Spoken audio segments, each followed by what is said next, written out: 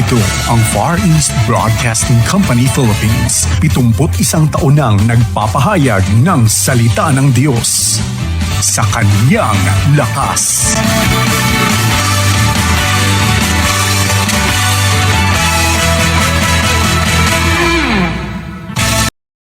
Pulso, kuro-kuro at balita.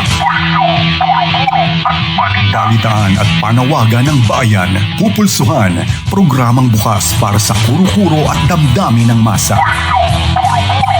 Programang nagbibigay linaw sa isyu ng bayan, pulso, kuro-kuro at balita. Kayo ay nakikinig sa 1116 DXAS, your community radio, kasapi sa kapisanan ng mga broadcaster ng Pilipinas.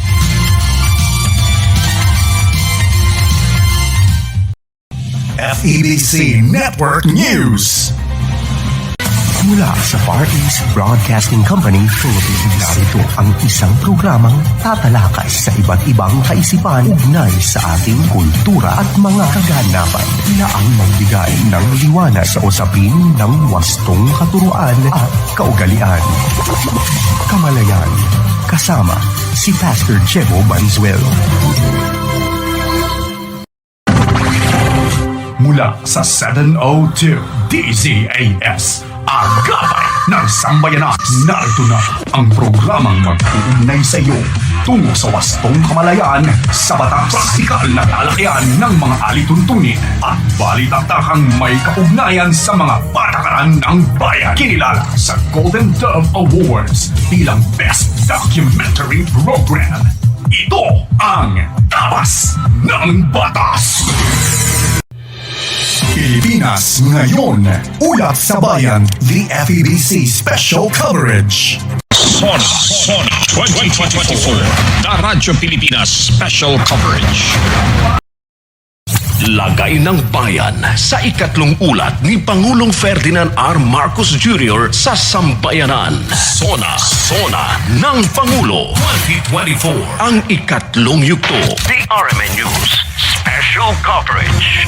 Sona 2024, Brigada News FM Special Coverage.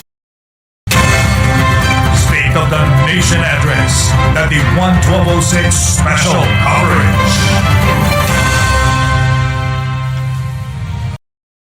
Sona ng Presidente, State of the Nation Address, DWIZ Special Coverage. Pinakahuling balita, pinakahuling impormasyon, Sona ng Presidente, State of the Nation Address, DWIZ Special Coverage. Mga balitang kailangan mong malaman sa Sona ng Presidente, State of the Nation Address, DWIZ Special Coverage. Sona 2024 Super Radio DZBB Special Coverage. The President's Agenda, ang ikatlong State of the Nation Address ni Pangulong Bongbong Marcos. Ikatlong ulat ng Pangulo sa Bayan. Sona 2024. Sona 2024. Ano ang bago? Ano ang bago? The Abante Radio Special Coverage. Mahilig ka ba sa mga chismis? Interesado ka ba sa mga nangyayari sa iyong paligid? Gusto mo bang makita sa TV at marinig sa radyo? Aba, sakto! Naghahanap ang Abante Radio ng mga field reporter na sasabak sa labanan ng mga balita sa loob at labas ng bansa. Baka ito na ang pagkakataon mo na mapabilib ang nililigawan mo o ang mga nanliligaw sa iyo. Baka ito na rin ang chance mo na maging parte ng kasaysayan at makatulong sa mamamayan. Ano pang hinihintay mo? Pwedeng mag-apply ang mga taken, single, it's complicated, mga bagong graduate at syempre ang mga may experience. Ipadala ang inyong mga resume sa abantetonight@gmail.com. Uulitin ko, abantetonight@gmail.com at pmchrad@gmail.com. Ito ang bagong 1494 DWAR. Abante Abante Radio. Abante Radio. Mabilis, mabangis, walang mintis. Abante Radio. Abante sa balita at serbisyo. Broadcasting from the municipality of Cavite in the province of Cotabato. This is the voice of an ISO-certified university. University of Southern Mindanao. DXVL 94.9. Cool FM. An affiliate of the State-run radio net Philippine Broadcasting Service. PBS.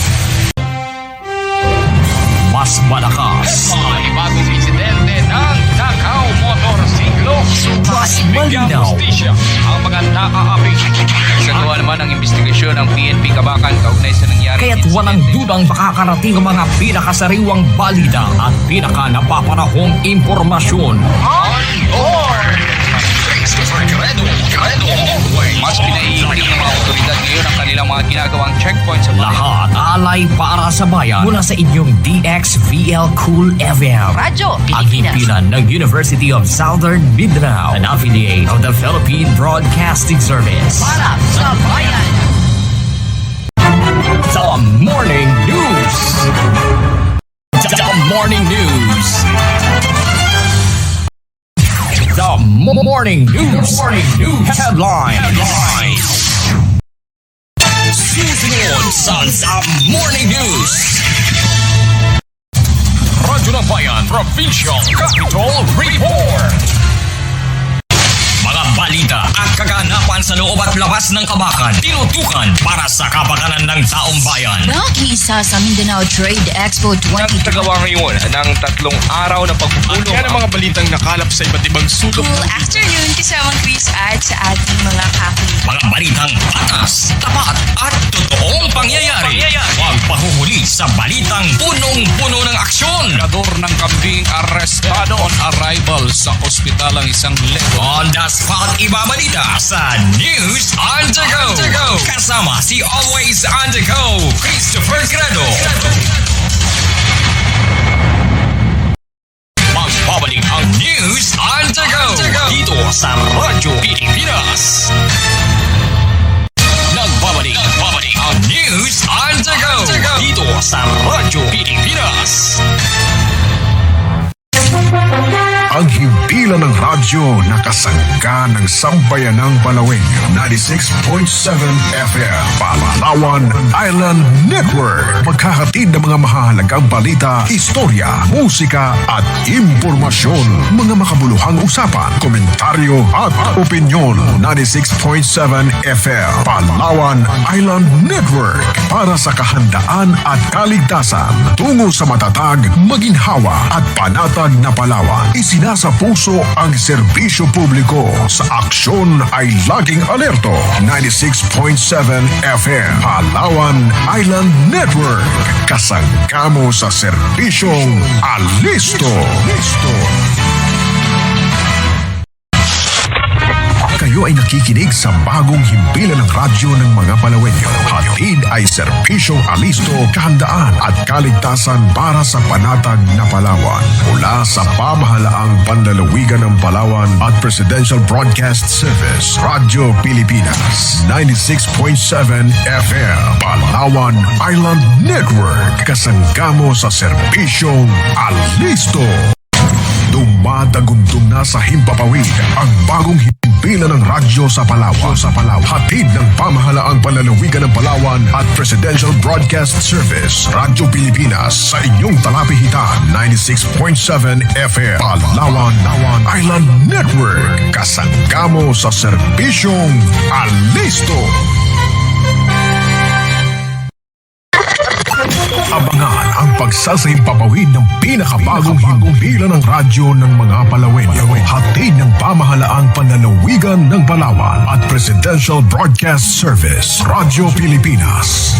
Serbisyong alisto, kahandaan at kaligtasan para sa panatag na Palawan. 96.7 FM Palawan Island Network. Kasangga mo sa serbisyong alisto.